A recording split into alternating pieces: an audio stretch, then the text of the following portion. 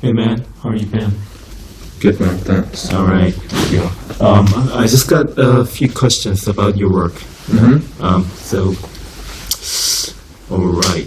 The first will be, so why did you decide to showcase the process of how you work? Because to me, that kind of seems like a chef sharing one's own secret special sauce, you know? Yeah, sure. Like to a certain extent, chefs share their, know-how on cooking shows, and like online and stuff as well, Yeah. The role of an artist, though, and the role of a chef, in my opinion, is kind of different. Especially those that run their own restaurants and businesses.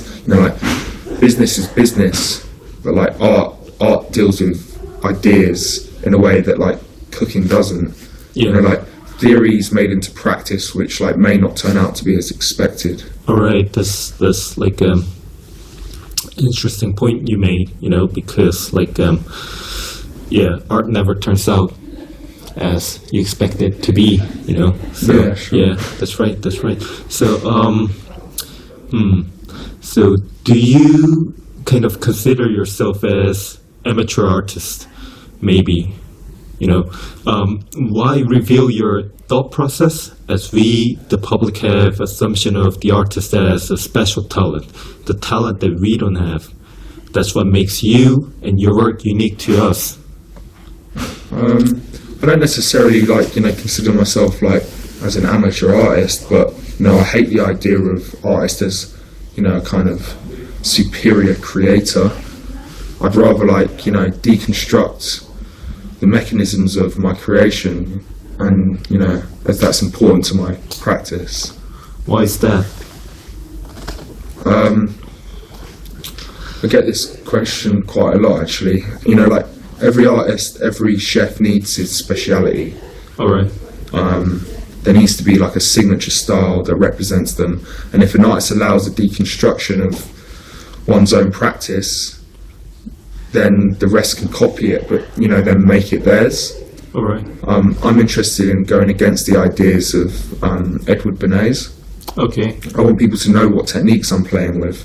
I want viewers to discover the mythology behind my work. What I've done with my work.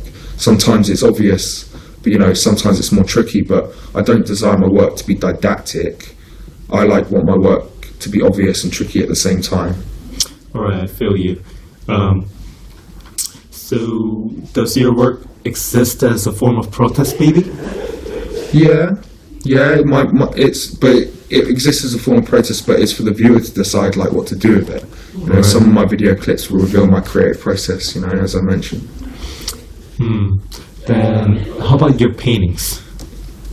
My paintings, I don't stretch my work onto frames. I like to keep them as loose fabric.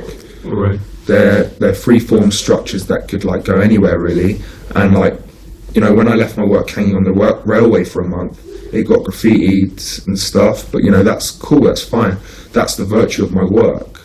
I didn't leave the work under my control, both physically and theoretically. I left it to be explored and to be messed around with. All right, that's really interesting.